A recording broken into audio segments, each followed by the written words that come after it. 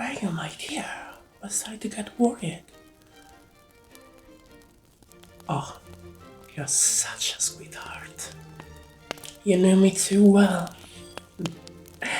Thank you.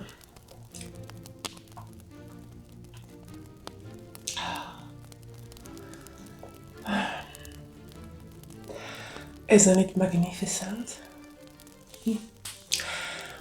My family founded this theater.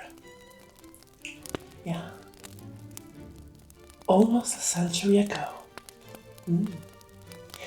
Of course, we have a very special stage.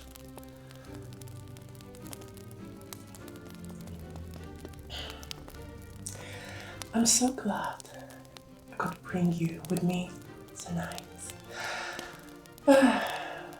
I love the castle, but after a while, the hair inside gets stale.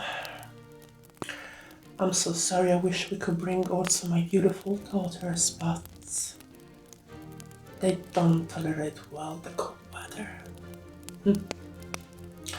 We have a opera hall in Castle Dimitrescu, so for sure I will ask this company to come and perform in our house.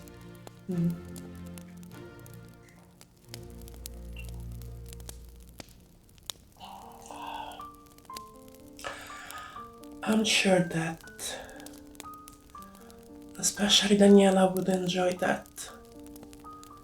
She loves reading, as you know, and she is also fond of theater. Cassandra, well, she's passionate about hunting, but I like to think that she has a secret love for music, even though she doesn't want anyone to find out.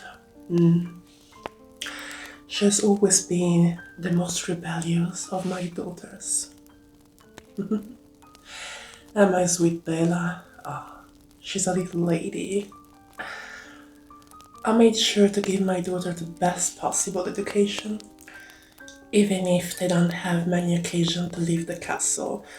It doesn't mean that I have to be a responsible mother and leave them uncultured. Education is what distinguishes us from the commoners, don't you think? That and an innate sense of elegance and decency, decor. Anyway, you look particularly tied up with these clothes tonight. I hope the maids were patient and dressed you up in an adequate way. Please, if they are in any way rude to you, just tell me. I will make sure to punish them and you won't see them ever again.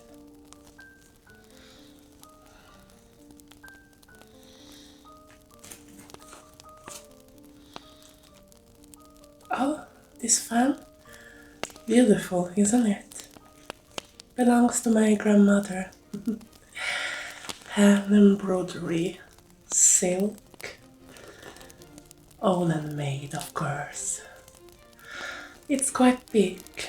And it suits me pretty well even now that I'm taller. A lady should always have fun with herself. To hide her blush or some secrets she's about to uncover. Not that I blush much these times, but you know, back then there were balls and dancing almost every night. It was easy for a lady to lose her senses. The ballroom were so crowded and hot and there weren't much space, so it was quite easy to see girls fainting in the arms of their gentlemen. Or maybe it was just an excuse to be alone with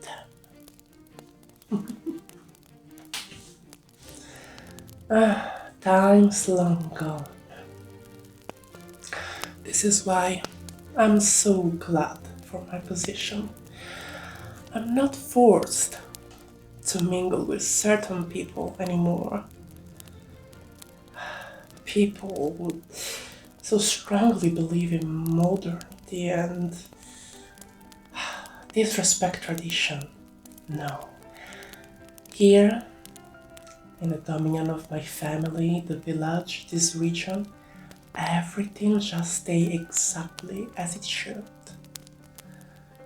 And we seldom have unwanted visitors with their inconvenient ideas.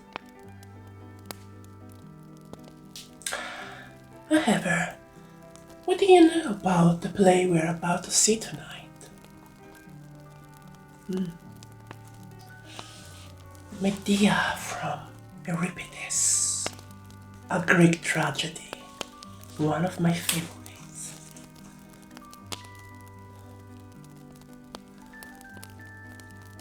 Oh, forgive me. You told me you didn't receive a classical education. Oh no, my dear, it's okay. It's true what I said before, but there are always exceptions.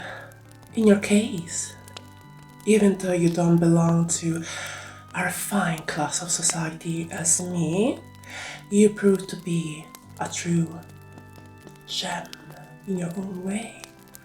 Refined, beautiful, and well-mannered. And while it's true that I often judge people even before they open their mouth, in your case, the rule that we shall not judge a book by its cover, it's true. So please, do not feel uncomfortable for your origin around me. Maybe you would like me to tell you something about this play and the story behind it? Very well. So, Euripides was an ancient Greek writer who wrote several masterpieces for the theater, as you know, and Medea is one of the most famous. It's based on the myth of Medea and Jason. Jason was the head of an expedition of men who traveled through sea and arrived in the land ruled by Medea's father. They were looking for the legendary Golden Fleece. To cut story short, Medea fell in love with Jason. Poor city girl. He was handsome and young at the time, and she was very naive. But she was a powerful sorceress, a witch. So, Medea helped Jason steal the Golden Fleece, and she abandoned her father to follow her heart, her love, another big mistake. She went to Corinth with Jason when he deemed his adventures were ended, and they had 2 children. Unfortunately, and this is where the tragedy begins, years later, Jason decided to send Medea away and reject her and their kids. In fact, the foolish man, the great hero, had received an offer he couldn't refuse. The king of Corinth had offered his daughter's hand in marriage to Jason. Now, if Jason would have married Glaus, the princess, he would have become king of Corinth when his bride father would have died. Of course, he didn't think twice and he abandoned his loyal woman and mother of his children. Medea, as I said, was a powerful sorceress. She was known for being dangerous and vengeful.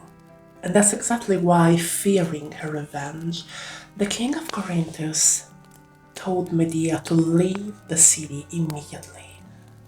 But our heroine pretended to be heartbroken, and after having tried one more time in vain to convince Jason not to leave her, she decided to pretend that she was about to finally leave the city before the wedding. She just asked for one more day just to get her things and prepare for the trip. And one day is exactly the time she needed to set her revenge in plan. First of all, she made a beautiful dress and a garland, and she sent them as a gift to the future bride, the Princess Glass.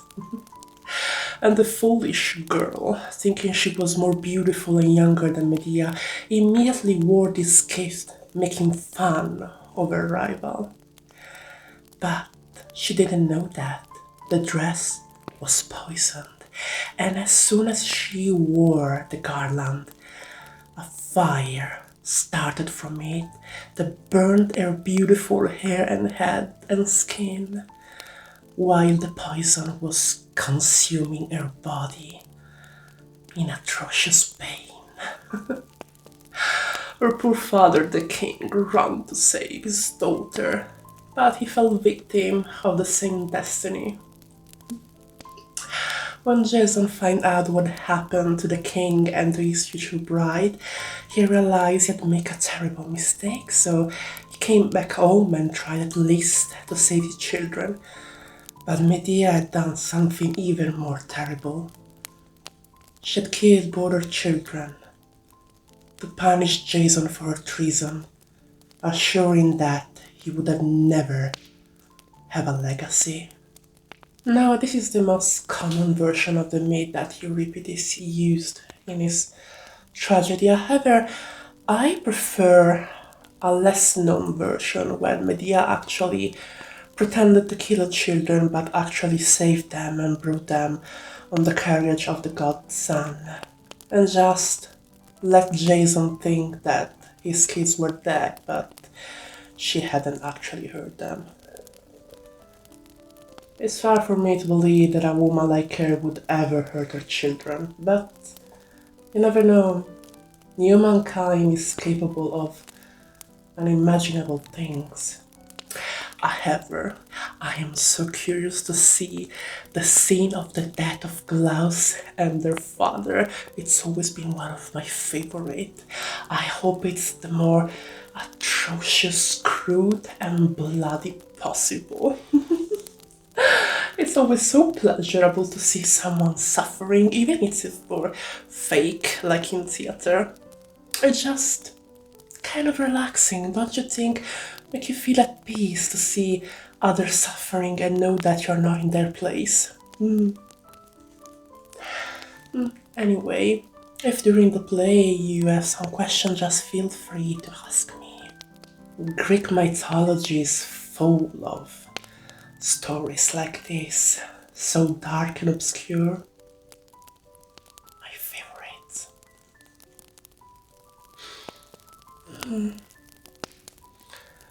Oh, it seems like it's about to start. Yeah, take a seat next to me, my dear.